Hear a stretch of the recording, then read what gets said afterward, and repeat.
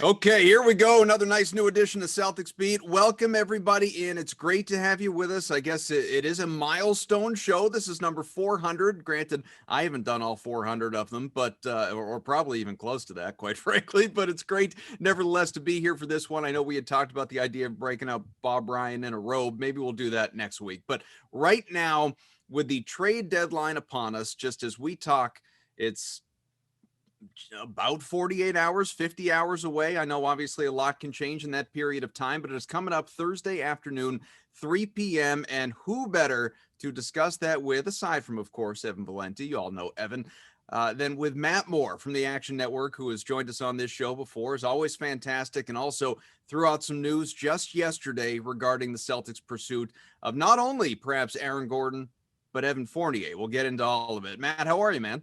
Doing well. How are y'all?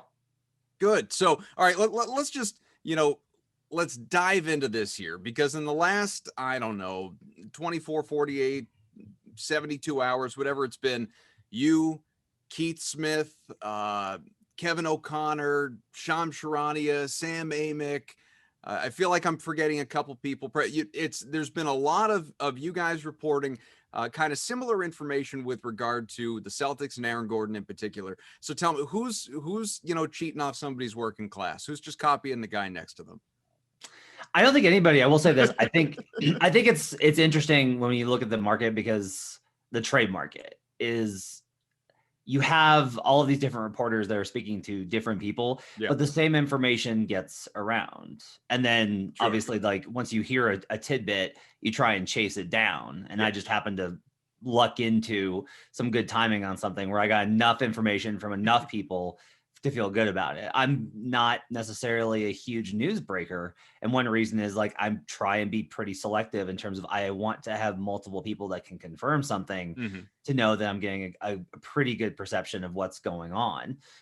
So you're going to have, and this is trade rumor season, so everybody's, the number one thing I try and tell everyone is there's a reason that everything gets leaked. Always think about the reason that something gets leaked. And that's important to remember, even with what I reported yesterday. Yeah, and obviously I'm joking around. Most of the people I mentioned, friends of this program, they've been on before. Everybody does great work, clearly, so nobody thinks I'm actually accusing somebody of stealing somebody's work, even though I know you know that. But why don't you lay out, rather than me regurgitating your article that you posted, do us a favor, lay out for the audience what you have heard with regard to the Celtics and any potential trade partners, Aaron Gordon, Evan Fournier, even if there's anything beyond that you know of right now. So the most interesting and most pertinent piece of news is that the Celtics matched Houston's offer of 2 first-round picks. The Rockets have wanted Gordon for a long time. Keith Smith reported the Celtics have been looking at Gordon for a long time, for several years, in fact. But the latest, biggest offer was from Houston. But Houston's offer was contingent upon Gordon agreeing to an extension, and the numbers were not going to be something that both sides could agree on. So that wasn't going to be a deal that was workable. The Celtics, however, matched that offer for 2 first-round picks. That's been a barrier that teams have not gone to. The other teams that are in pursuit, including Denver and Portland, are not willing to go to 2 first-round picks. And that is a major development. Now, this is a really important piece of this. I do not know what protections were offered on those picks. So it could have been a situation where the Celtics offered a first-round pick and then another first-round pick that is so protected, it is more likely to be a second-rounder than a first-rounder. But the word I got from multiple sources was that 2 first-round picks were offered. The framework of the deal was going to be Aaron Gordon fitting into the trade player exception and with a first-round pick going back. And then separately in the deal, there was going to be Evan Fournier for another first-round pick from Boston, along with some players. This is where things get tricky, because the framework that I was told by multiple sides was that Marcus Smart was included. However, I have good reason to believe that Boston is still reticent to include Smart in that deal. It's been discussed today as if the deal is like, this is the offer that's on the table. And I'm trying very actively to be like, no, like, the Magic want Marcus Smart. I don't know if Boston's actually going to give Marcus Smart. And that may be the deciding factor in whether or not this deal gets done. Like, that's kind of I think the tension point where the Celtics are hoping the Magic bend and go, all right, fine, we'll do the deal without Smart. And the Magic are obviously trying to hold out. Either way, Evan Fournier would go back to the Celtics along with Aaron Gordon. And I do expect the Magic to wait until Thursday's deadline to see if another offer that's better comes in. Well, and if I remember correctly, Jared Weiss from The Athletic, who was just on the show with us last week, as a matter of fact, he is the one, along with Shams, they put out something with regard to. That's the beauty of all this stuff. It's like the Celtics. If there's a guy, a big guy available, the Celtics are automatically going to be linked to him. Whether it's Right. Gordon Fournier or obviously for the Hawks, John Collins and Bogdanovich, who Celtics have also long been linked to, going back to when he was still with Sacramento. And they had put out the report the Celtics might be in pursuit of one or both of those guys. But again, like you just brought up, reticent to give up Marcus Smart. So, I tweeted out a little while before we came on. I'm just sort of at that point with Celtics fans, and I am a Celtics fan, where it's, you have a segment of Celtics fans saying, Danny Ainge better make a trade and turn this team into a contender. But then those same people or different people, but still Celtics fans saying, but Danny better not trade Tatum or Brown or Robert Williams or Marcus Smart or anybody of any remote value, just screaming it from the rooftops. And at a certain point, you got to give. And I'm not saying you got to give with regard to Brown or Tatum. Like, to me, those guys are untouchable. I don't think most people would disagree with that statement. And I've long viewed Marcus Smart as being awfully damn close to that category for what he brings this team, what his contract is, the defensive presence, the dominance on that side of the ball, obviously heart and soul, de facto captain, so many different things we've spent a lot of time talking about with regard to Marcus. But I put out a poll on Twitter. Tide's turned, man. Tide has turned. People who voted, at least, and it's a large sample, would rather deal Marcus Smart now than Robert Williams. And it all just goes back to my rant here, my long winding story of, to get something of value, you have to give something up of value. Are the Celtics at a point where, save for picks and obviously the TPE, they are still just refusing to give up anything of real value in terms of personnel? I think everyone is trying to deal from a position of strength, right? And I don't necessarily think that. I think there's been a history, and the Celtics have benefited from this, of teams giving up too much, right? Like the Nets deal. Like you never want to be on the end of a lopsided trade where you go all in for something and it doesn't work. Like that's always, I think, a concern. Now this situation is a lot different than the Nets deal, but I do think that I think a lot of teams are in that kind of position. So the Denver Nuggets are maybe the second biggest competitor for Aaron Gordon. They're offering Will Barton, Bol, and a first round pick as their baseline package. Anything more, and Denver's probably going to say, we'll pass. We're okay. We're good with where we're at. That, I think, is kind of the difference here. Is like Gordon makes a lot of difference for a contender. One of the problems with Boston, I think, is that they've underperformed so greatly, and it's clear that the personnel just isn't good enough. That there's a lot of concerns, I think, for you have to make a deal in order to stay above water, because they've just been basically taking on water the last two seasons. Now, look, I think this season is a little bit weird. I think this season's a little bit strange. I do agree with you that if you want to get something, you typically have to give up something. Like you do. But, Ainge has also found a lot of opportunities to offer very little and get maximum return. Like the Kyrie Irving trade was pretty lopsided for Boston in the end, even with how it ended. So I think every GM is kind of looking for the opportunity and hoping that they'll get the other GM to break. I think in this situation, I think it's unlikely. Orlando has shown time and time again that they're just basically willing to be like, the worst case scenario is we make some more money on the back end with a better team by getting more fans in the arena if we make a playoff push. Like that's like the worst case scenario for a small market team. Or they go back again next year with Gordon in the last year of his contract. They can wait till the summer to trade him. They can trade him at the deadline next year. They have other opportunities to make a deal. And so this is, I think, going to be the standoff. The Hawks, I think, with Collins are in a similar situation where they bled for a while, but they've been on a winning streak until last night. And so that's been the word I heard last night was literally they feel like with this winning streak, they don't have to make a deal.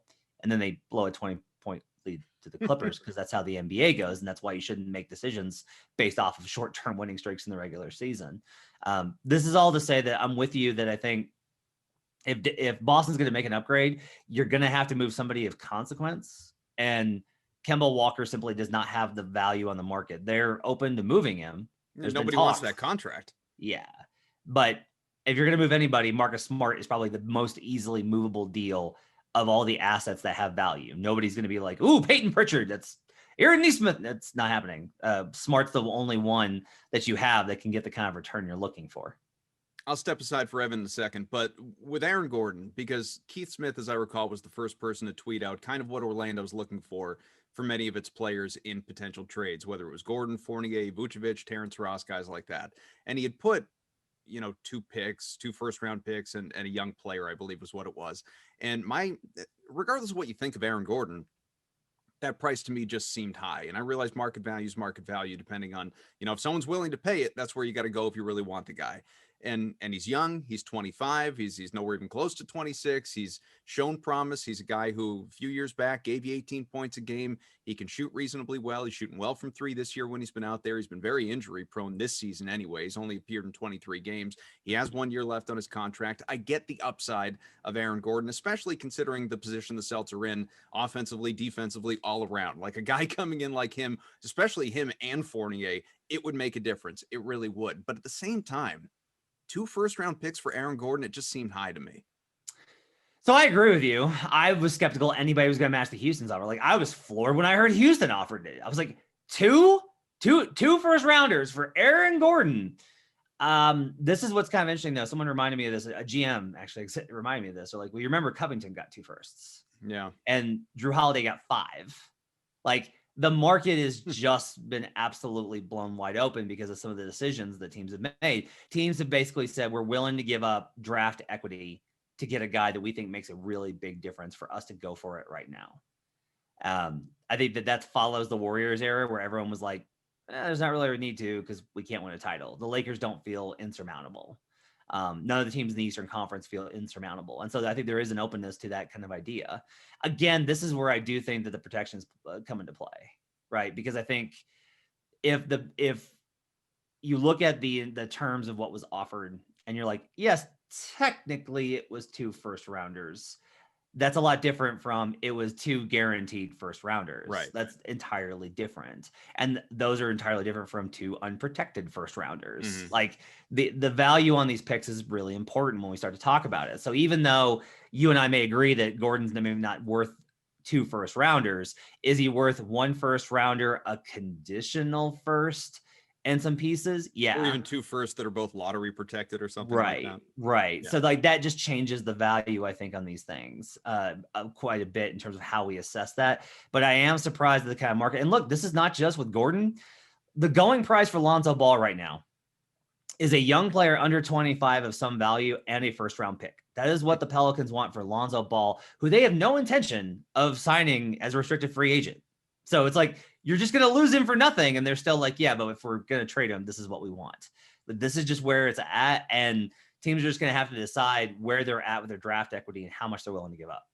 Yeah. And you have this year where there are so many teams involved with these 2 play-in games in each conference that, you never know. You might be able to get somebody that gets desperate, as you said, looking for that potential playoff revenue by having fans in the stands. We've officially hit here the yearly Danny Ainge, comes close but doesn't actually pull the trigger storyline. I mean, it's everybody's favorite time of year. I know Celtics fans are sick and tired of people telling them that Danny doesn't get anything done this time of year, despite being involved in so many trade rumors. And I know it's hard to kind of lump all this together because there's so much information going around and you do a great job. And I know Mark Stein brags about this too. Like, I don't do things with one source. I make sure that it's properly vetted before I even put anything out there.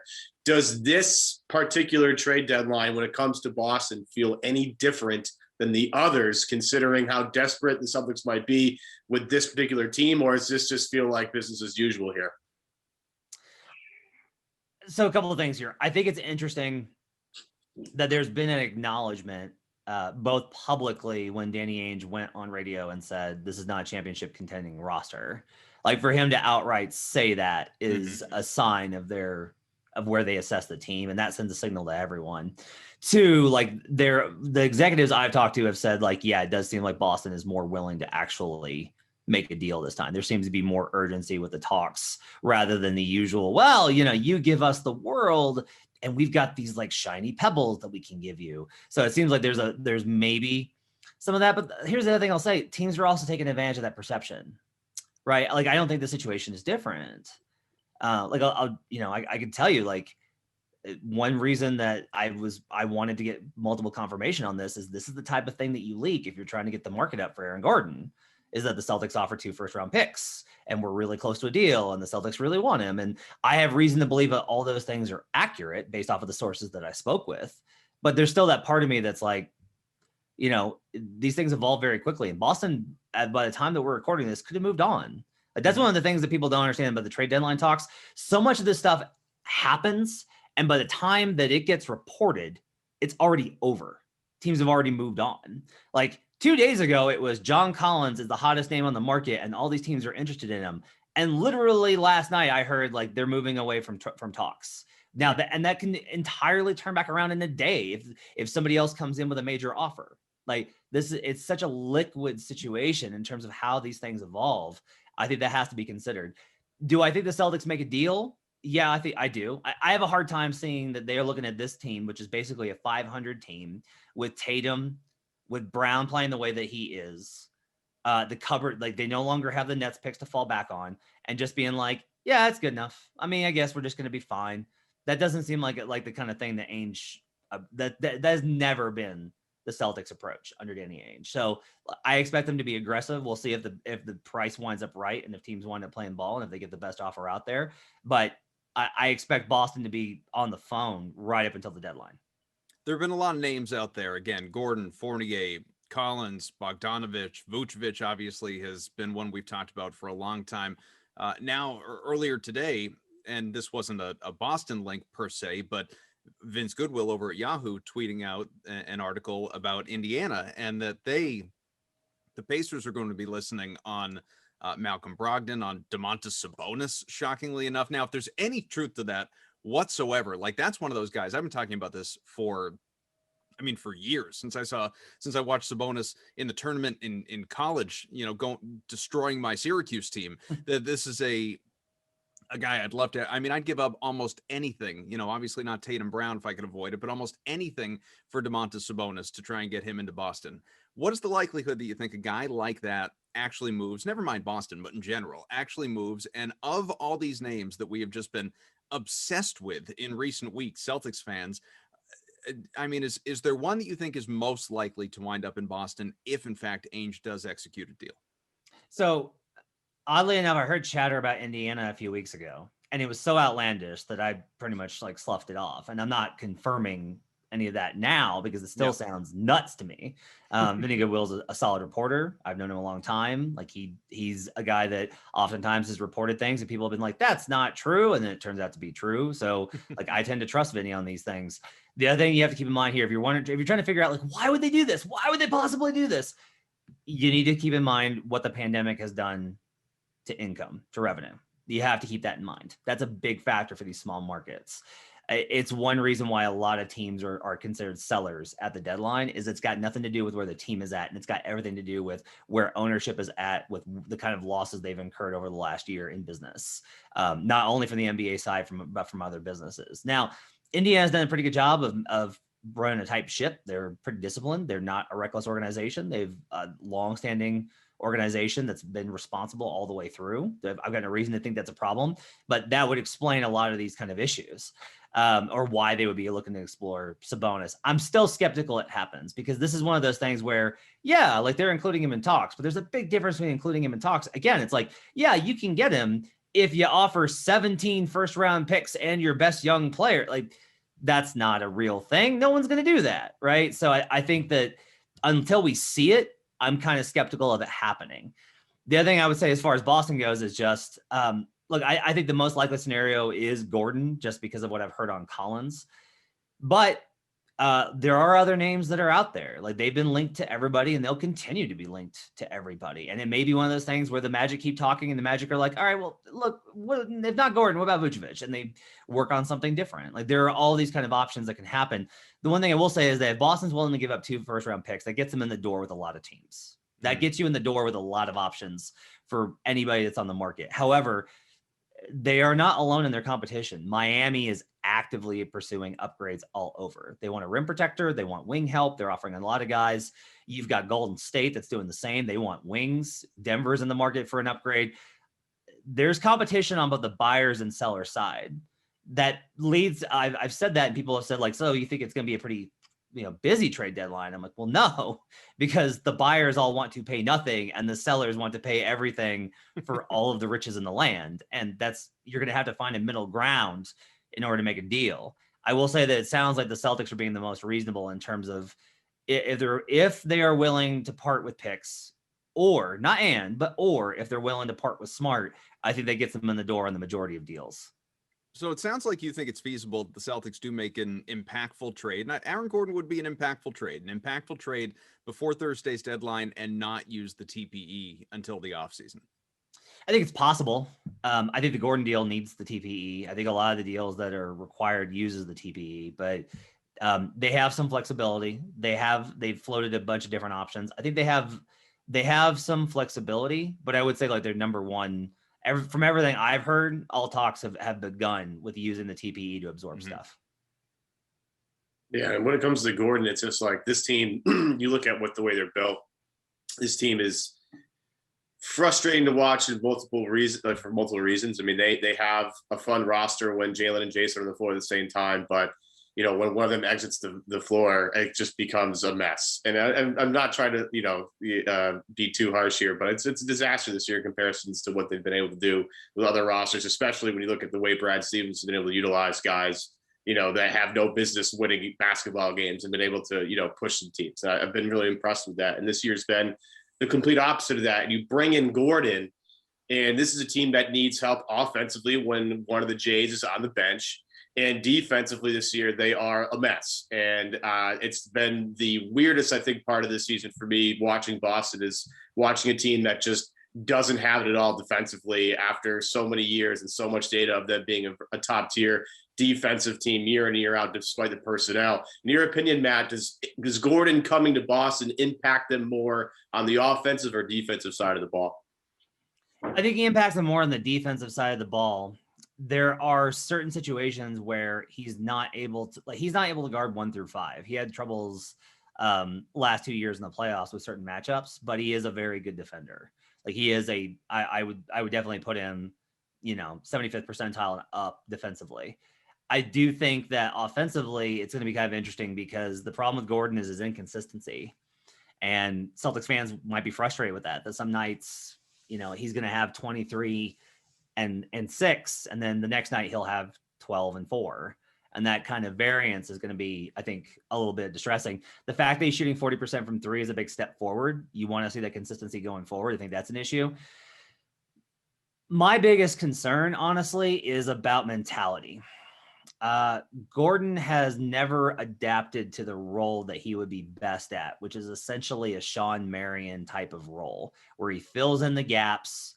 He plays defense. He's a passer. He finishes plays when they play off of him, when they're forced to because of the gravity of the other players on the floor. He doesn't fill in the gaps. He doesn't bring the room together. Instead, he kind of wants to be a star. He wants to be closer to Kawhi Leonard. And I don't think he's really capable of that. And so one question that I would have if I were a Boston fan is Aaron Gordon willing to sacrifice with the way that Tatum and Brown are top flight all-star offensive options, especially the way that Jalen's playing this year?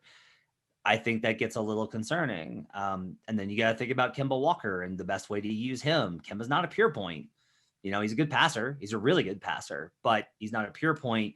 And he's obviously, struggling with physical stuff this season, but he's also going to want to get his touches and his points. And so I would have some concerns about what Gordon sees as his role on the Celtics. I think those are conversations that Boston needs to have before they were to make a deal for Gordon. Agreed. I don't think there's a more polarizing player on the Celtics than Marcus Smart. Really, it's not close. And for those that, are part of the fan club, in this house, we do not slander Marcus Smart, me, Evan, so many others that have come on this show. Maybe the best way to put it, Matt, is we've celebrated Marcus Smart's strengths while acknowledging his weaknesses. That's probably a fair way to put it, I think. But as an outsider, as someone who is, a close follower of the NBA, but not a Celtics fan per se, even though there are plenty of Celtics fans who can't stand Marcus Smart and think his shot selection sucks and don't like it when he shoots, period, and falls apart late in games and the hashtag winning plays are overrated and yada, yada, yada. How do you view it in terms of what his value truly is to a contending team? Does every team need a Marcus Smart type player? Or in these deals that we're talking about here, should the Celtics actually be willing to move on from Marcus Smart in terms of if you got to move a guy who has value, that's the guy? I reported at the draft, the Celtics had talks. I got this from two sources. The Celtics had talks with the Warriors for the number 2 pick for Marcus Smart. Mhm. That was a conversation that I still believe was held. Both sides walked away from it. Boston didn't want to give up Marcus Smart, but there were at least discussions about it. And I was shocked at the time because my opinion is that Marcus Smart should be untouchable. That there has to be guys that simply define your culture, that represent the core identity of what your team wants to be. And Smart's toughness, willingness to sacrifice, willingness to be malleable in what his role is, willingness to play off of guys. His passing is really underrated. He's a tremendous passer. He's not just charges. He's a guy that you can switch on to centers and be able to manage that. Playoff defense. One of the reasons I don't trust the Utah Jazz in the playoffs is they can't switch effectively. You can switch with Marcus Smart and you can switch him 1 through 5. He's a great passer. Like, is the shooting an issue? Comes and goes. Like, he's had great years. Is the shot selection a problem? Yeah, like I've seen some of the games this year where I've been like, ooh, that was a bad stretch from Marcus. I just think that what he gives you overall is way too much of a positive. One thing, we talked about, Evan mentioned just the struggles on watching this team this year, but look, this is a nightmare season for so many teams. It's a nightmare season, especially for the teams that had deep runs late in the playoffs, which the Celtics did. If we look at it, the Nuggets got off to a terrible start. The Heat got off to a terrible start. The Lakers got off to an okay start and then have tailed off as that kind of drifted. So we've seen this. And then on top of it, with Tatum, acknowledging that he's still recovering from the effects of COVID, that was a problem for him. Mm-hmm. With Kemba having been out and then trying to deal with this kind of a schedule with all the interruptions and then being without Marcus Smart for this long. Maybe Smart's not pressing as much as he has when he's come back this season. If things have been, there hadn't been this kind of urgency this season. So to me, I think patience is warranted.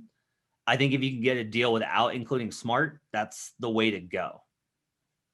If you can move Nesmith, if you can move Langford, I mean, I think I'm with probably all Celtics fans and saying, yeah, do that. Sure. We're good with that. But if you're to say Smart should be untouchable, obviously Tatum Brown as well. How do you view Robert Williams? He's probably 4th in terms of your pecking order, maybe 3rd to some in terms of what you're building around going forward right now. Is that a guy who is young but shown so much promise in flashes in the past, more regularly this year? Is he a guy that you got to hang on to, or are you willing to ship him out depending on what you're getting in return?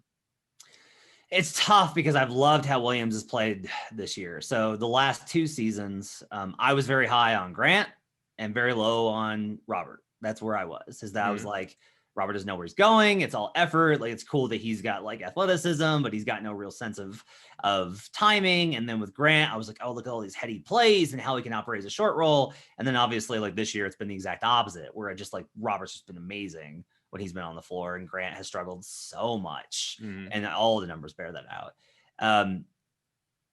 It's tough because it's like, if you ask me, can they get a deal without including Smart or Williams? Not for an upgrade. No, I don't think so.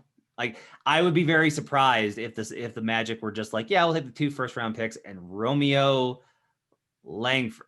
No, that's not a thing.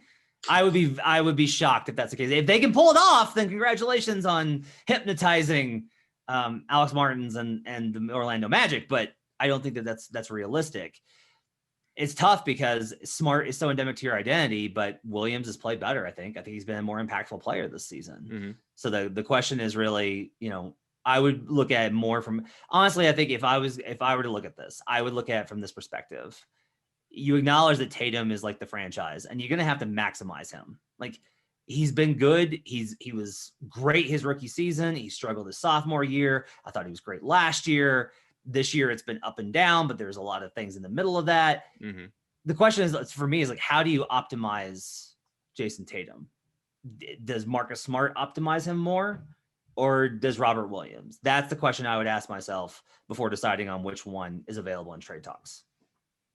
Well, and it just to kind of repeat myself, I guess it depends what you're getting back, right? Like, if there is some sort of deal where you're bringing in John Collins, Well, you only need so many bigs. And I'm not saying Robert Williams is the one you want to get rid of. I know there have been plenty of reports out there about moving on from Tristan Thompson, although there was another report, I don't remember who had it yesterday, saying that Celtics actually signed Thompson with a purpose. They really like him. They're high on him. They don't want to move him. It's you can only you can only read so many reports about the Celtics about, well, we don't want to give up this guy. It's been Right. years of that, as we know, and Celtics fans are increasingly tired of it to the point where they're just downright sick of it. And if you're going to upgrade, we've seen how much talent has gone out the door in the last couple of years to where this team, and I'm not even saying it's wholly worse off, but it's certainly a lot less talented top to bottom than it was in that 18-19 season where it woefully underachieved.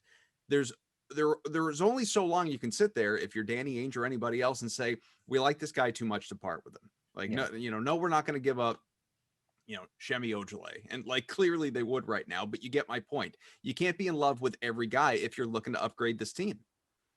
Yeah, I agree with that. I think, that seems to be the consensus from other GMs, but then you ask the other GMs, like I've had this conversation with executives and said, oh, well, are you willing to give this guy? Well, no, I mean, we really like him. Like we will include him. We'll talk about it, but the return's got to be really high.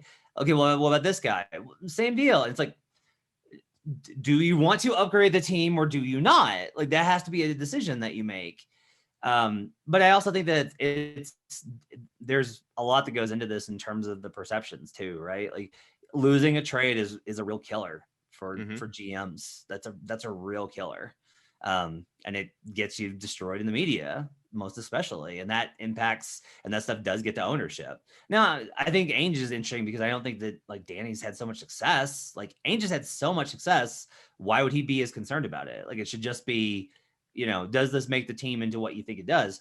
However, I could also understand if it's like, well, look, I think Aaron Gordon makes his team better, but I don't think he makes us a championship contender. Right. I think that's a fair assessment. Right. And so you're like, well, why am I going to give up these assets when I don't need to give up these assets for Aaron Gordon. I need to get Aaron Gordon to go with these assets, to go with these other players. Yeah. Like that's a problem that teams have is like, is it a net neutral for me? If I give up good players that help us in exchange for a player that I think could help us more, but it winds up washing out, what have I really done except give up draft equity? And so that I think is where this becomes complicated. And you also just, again, the context of the season, that's one thing I've heard consistently from people around the league. It's just, this is a hard season to try and make sense of anything. How do you make sense of any of this? Because you have COVID, you have health and safety protocols, you have an insane schedule, you have testing every day, you have all the stress of life in the last 18 months, like everything that's happened. It's just been an extremely stressful time. And there's so much going on all the time. And so it's a matter of how do you really make sense of this season? How do you really make assessments on where your team is at? That's one of the reasons why there was some reticence that Orlando would wind up doing anything at all, but they seem ready to make a deal. And I think if Boston does want to say, we are absolutely not a 500 team, we're going to put ourselves back into it, having a chance that if we get hot at the right time, I do think they have to make a deal. Celtics were in the East Finals last year. Really, a couple things could have broken right. They could have been in the NBA Finals. Some people, certainly some Celtics fans, believe they should have been in the NBA Finals, that they underachieved in losing to Miami.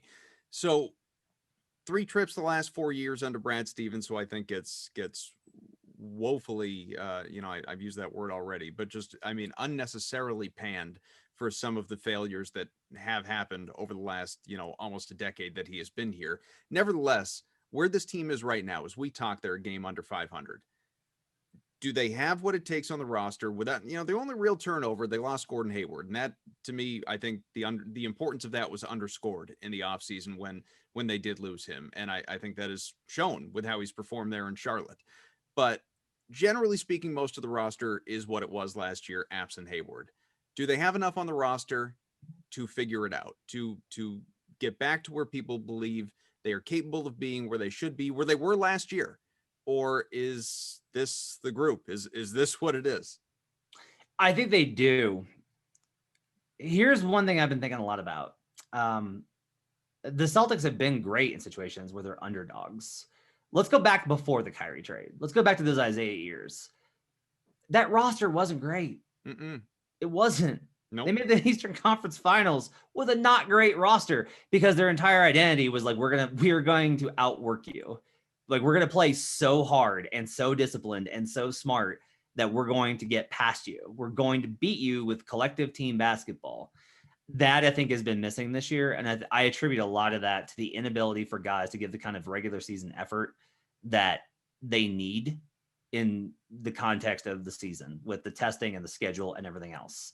I think that that's messed with things. I think when you're a team that under Brad Stevens has always been about high effort, especially in years where they don't have the top end talent, that for them to struggle in a year like this, I think you have to look at it and say, they haven't been able to find that gear. Now, that's where I do think the questions about Stevens come in terms of like, okay, so he can motivate them before, but not now.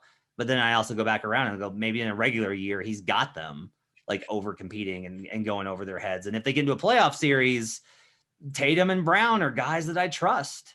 I think Kemba Walker's got better basketball in him. I don't think this is just like who he is now. I think that he's going through a rough patch, but I think that he's still got enough miles in him to be good. I think their front court, I thought, was going to doom them last year. It doesn't make sense that they lost Enes Kanter and added Tristan Thompson and have had more issues in the front court. That doesn't make any sense. So I think that they can improve on that end. The defensive slide has been really perplexing. I do think they could use some more bench options. And maybe like that's the answer here. It's just like, okay, if we bolster the bench, if we get more options off the bench, better scoring, some veterans, some guys that know what they're doing, maybe that, I think, shores it up. I don't think they need like a major trade. I think Gordon helps them if they make that deal. I think Collins helps them if they make that deal. But I don't think that that's what they absolutely have to have. I think they can get into the playoffs and still be a problem. I still think this team is really talented. I still think Tatum and Brown have played awesome. I still think there's a lot of upside to this team. I think mostly what they need is they need to get into an environment where what Brad Stevens teaches is more easily able to be translated to the court. Have anything else for Matt? No, I mean, it's just, we're all going to sit here and wait and, the next 48 hours are going to be very fun, stressful, whatever.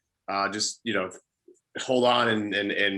I'm ready for the eventual Danny didn't have enough to get it done. And it takes two sides to tango. The absolute meltdown is going to happen on Twitter when it happens. I'm just so used to it by now. It does feel a little bit different. I'm glad Matt has sort of backed that up. This team feels a little bit more desperate considering, what the expectations were this season and what has happened. The only thing, and again, both you guys have mentioned it, is this is like one of the weirdest seasons we've had. It is just in the mileage this team's put on themselves and the schedule and the back-to-back and all that stuff. It's a weird year in mortgaging your future a little bit to try and correct what has been a weird year.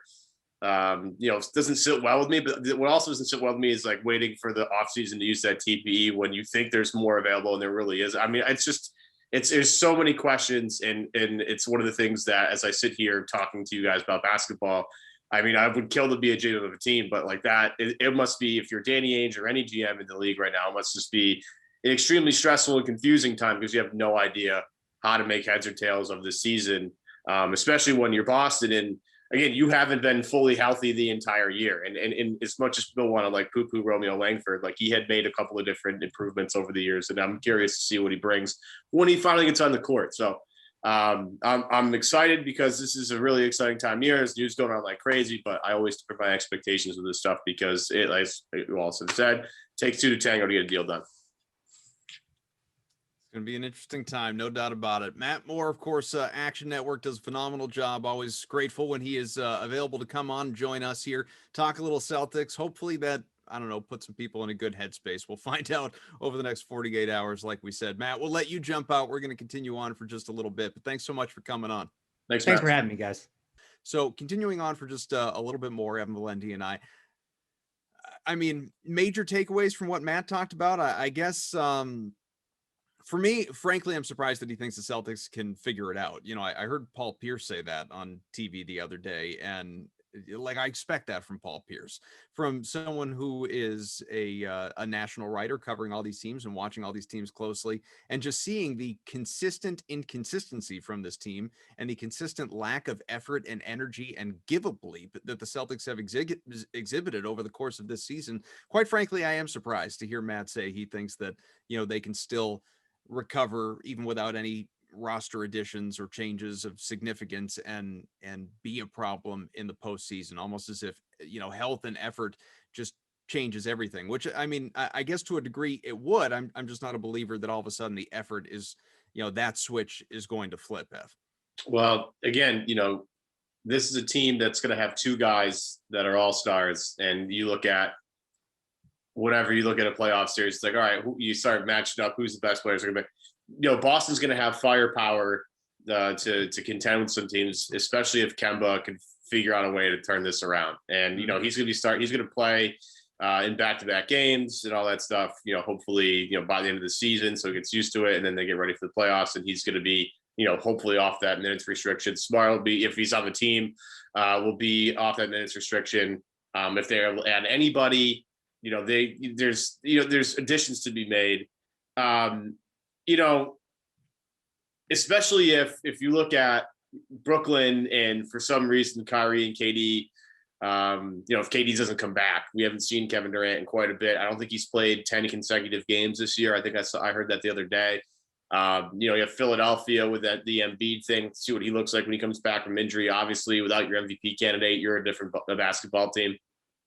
So the East could be potentially wide open. And again, if that's a particular outcome of the Eastern Conference, why can't Boston do what they do? But it's this team. It's just annoying. And you said it the other day. I think it was a couple weeks ago. Like, you hate watching this team. Yeah. And it's sort of starting to get there in that direction for me as well, just because it's just inconsistent, and it's maddening because they have so many moments where you're like, oh my goodness, here we go. This is the time that they're going to put it together.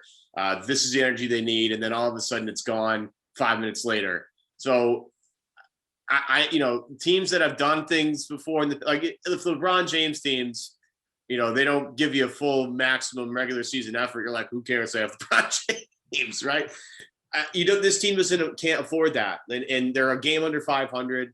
They just haven't been able to put any stretch of good basketball together for an extended period of time. And again, a part of that, are the injuries, COVID, all these things. It's just, with all the data we have already, with this team, do you expect them to be able to right the ship and correct that to forge a whole new set of data that suggests that they could go further? I mean, I don't know. It feels like, and we talked with Washburn about it, they need some sort of shakeup to wake their ass up or something. Times they feel lethargic, sometimes they feel locked in, and I'm not quite sure what is the cause for that. And I appreciate Matt's optimism. I just don't share it right now. I really don't. I'm not saying. So what I said before, I stand by. Like, 2 first-round picks, depending on the protections, of course, and that is an important detail. Feels like a lot for Aaron Gordon. So I'm not saying they're going to be protected. They will be. Zarin is very adamant about pick protections and all these things. So I wouldn't be like, one is top 10, the other's like top 20 or something like that. Yeah. I'd make the deal. I would give up multiple first-round picks, not multiple like 3 or 4, but 2. I'd give up 2 first-round picks for Aaron Gordon and make that move. But obviously the question is, what else is involved in that trade? Like, would I deal Marcus Smart for Aaron Gordon and 2 first-round picks? I would not. Are we talking about 2 first-round picks and Aaron Nesmith or Romeo Langford, something like that? I would do that. I feel like that is a shakeup, or of some circumstance, of some significance, to come in and just give you some depth that you are so sorely lacking, obviously, this Celtics team. That being said, I do agree with what Matt said, that there isn't really a move you can make that you feel like you've all of a sudden just transformed this team into contender status, based on what you'd be sending out the door in the process. Like, if you're finding a way, he put it, hypnotizing Orlando, if you're finding a way to keep all the important players that you care about, like the truly important players, never mind, so we're not like going down the road of like Grant Williams and Shemi or even Peyton Pritchard necessarily, even though obviously I wouldn't choose to deal him. If you can bring in like Fournier and Gordon around Tatum and Brown and Walker and Smart and Rob Williams, like, now we're talking about a team that could actually maybe make a little noise. And I'm not saying beat the Lakers, but actually make a real playoff run. And if you talk about then extending Fournier and you see what Gordon does next year in the last year of his deal. Like, yeah, maybe you're reshaping your core, but short of that, I don't really know that there is that move that just totally flips your season on its head. I don't know. Do you see it differently? Well, I don't know if Gordon is, I don't know if Gordon's the guy. And I think Aaron Gordon is a fun player to, dream about in terms of like, if he were to figure out his perfect role in the team, like, yeah, that's a fun player to talk about. I mean, he's shooting 41% from three this year. He's up towards 5-6 assists a game. He scored 14, 15 a game, and he rebounds the ball really well. He's fun in transition, and he adds a lot of fun wrinkles to a basketball team. Again, my problem with this is, and I think Matt's he mentioned it as well, not totally sure if Aaron Gordon wants to be that guy. And he's always tried to be the guy in Orlando. And to his credit, Vucevic is a nice player. Don't get me wrong. I think he's tremendous. But I could see how he's like, well, trying to become the superstar player in Orlando because he doesn't believe in the talent around him. You would have to bank on is if you trade for Aaron Gordon and the Fournier stuff, like, I actually don't really understand. I guess he's a shooter off the bench for you, but I'm not totally sure if he really improves your depth all that much, but yeah, I could be wrong on that. And I would be willing to eat crow on that, but it's more circled around Gordon. Can Gordon come in? And can Stevens and Brown and Tatum go to him and say, look, man, like, pecking order around, and especially if they have Kemba, pecking order around here means you got to sacrifice a lot of your shots. They're just not going to come your way. I mean, we have guys, Tatum and Brown are all-stars. Tatum is one of the best shot makers in the NBA right now, and what he can do on the offensive floor, and when we're able to watch the past couple weeks, it's been really fun. Brown has taken a huge leap. Both of those guys deserve more shot opportunities than Aaron Gordon.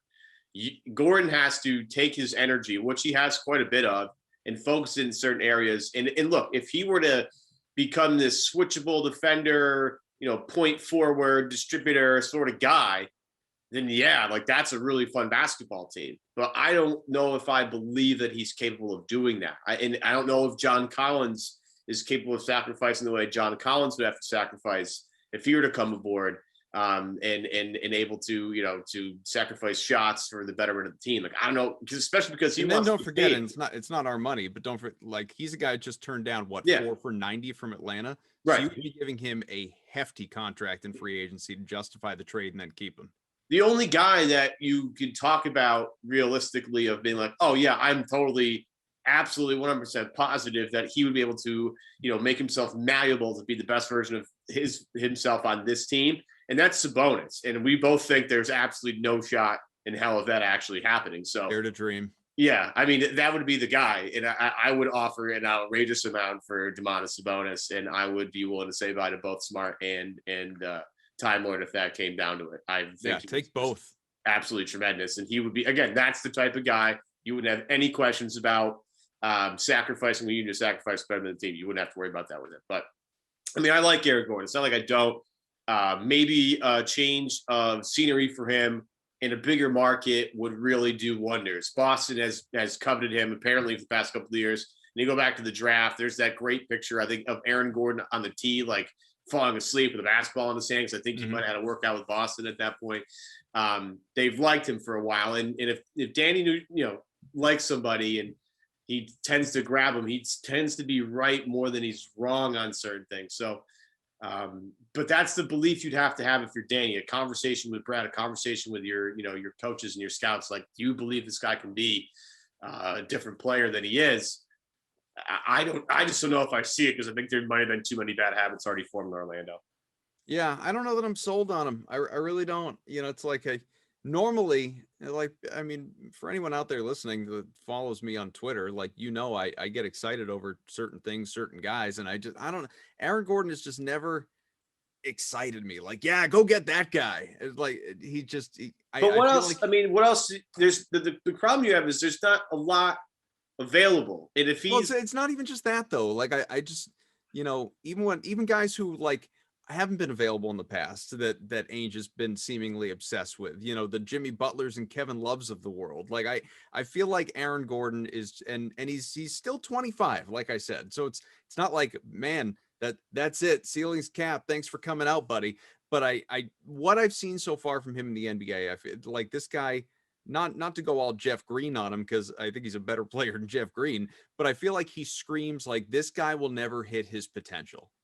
You know, you'll see it in flashes, you'll see some great games, but overall, like, this is a guy who in the right situation, I'm not even saying Boston is that situation, because maybe you just have too many guys at that point. You probably do. And maybe Orlando to some degree with Fournier and Vooch is that situation, you know, or isn't that situation either. But like, I don't know.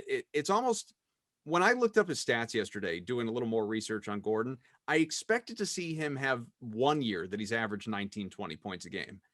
And he hasn't gotten there yet. And now I'm starting to wonder if, unless he's just on a bad team where he's the only guy, if he's ever going to get there, if he's ever going to be that guy. You know what I mean? Yeah, but like we should play the opposite here too, because we got a little like pessimistic.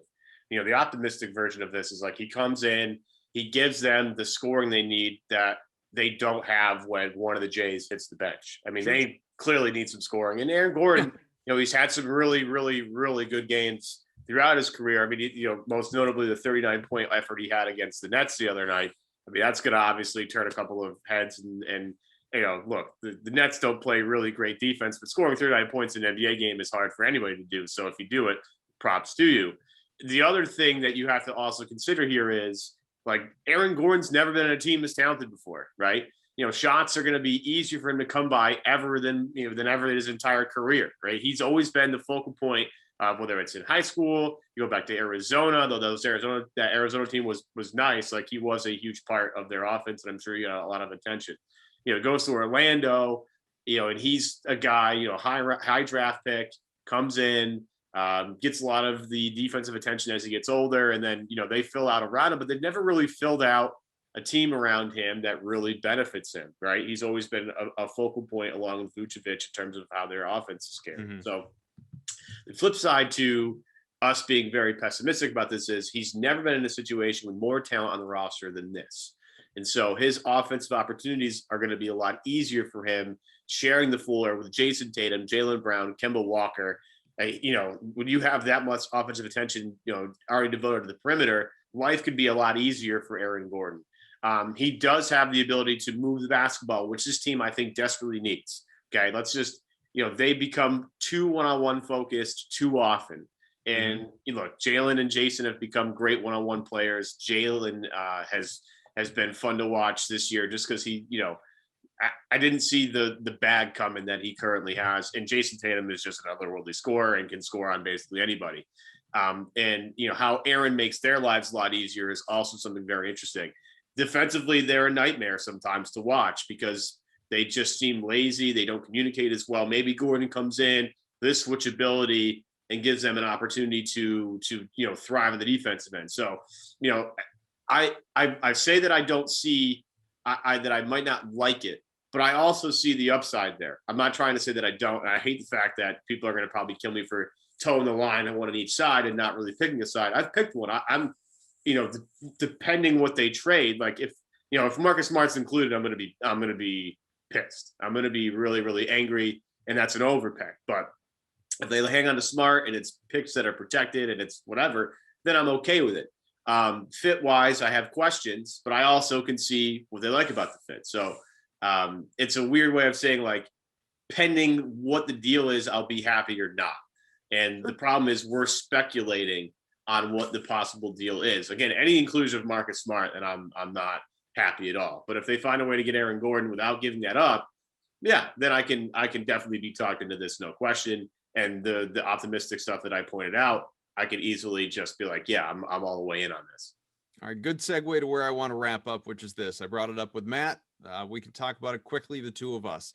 I tweeted out last night, I'm certain what this poll would have looked like a year ago at this time, but I'm curious what it looks like now. Celtics fans, would you rather trade Marcus Smart or Robert Williams? And about 3,000 people close to it have voted. There have been plenty of comments, no doubt about it. Some people saying that I'm just preparing myself to get emotionally destroyed either way. Yep. Some people just refusing to even look at the results because they abstain from voting. They refuse to choose a side. Well, Marcus Smart, fans would 60% choose to get rid of him over Robert Williams based on what people have seen from the Time Lord this year. How about you? Listening to Matt, Smart's still that untouchable guy. Which guy would you rather get rid of if you had to part with one? It's not easy. The hard part is because they both bring you something that they both bring you energy off the bench that you desperately need. Both have extensions. One provides coming. more for your culture than the other one does. They both do stuff like Rob does stuff for a big guy that you just don't see a lot of, and Marcus Smart does things for a basketball player you don't see a lot of. I think I would probably trade Rob over Marcus, but as a lot of people I don't want to get rid of either of them, but I would probably trade Rob over Marcus. Yeah, it would depend a lot, obviously, on the deal, meaning like I brought up with Matt, who you're getting back. Like, you're getting a big man back, that might influence my thinking. Right. Looking at it blindly, I can't believe I'm saying this, but I think I might be more inclined right now today to trade Marcus. Okay. Just because of what I've convinced myself that Rob Williams' ceiling could be. Easier to find good guards too. It is not easier to find, all defensive first team guards, or, what he gives your culture and those, again, hashtag winning plays and all those other things. But obviously to just consider some of the intangibles at play and what both have and what they're missing from one another. It's not easy. It is not easy, but fortunately we don't need to make those decisions. Right. So we've got ourselves, like we said, about 48 hours ballpark anyway, until the next game rolls around here, or actually a little less, 24 to the next game or so. And then obviously trade deadline after that on Thursday. So there will be, like Evan said, lots more rumors and reports and tweets and stuff to keep us busy to react to. But what will actually happen, we will see. It's going to be exciting. I hope we have a move to talk about, Ev. Yeah. And go Syracuse, by the way. Let's go. Sweet 16, baby. Get it done. Keep it up. We'll talk to you again after the trade deadline, folks. Maybe even, no promises, but maybe even that evening.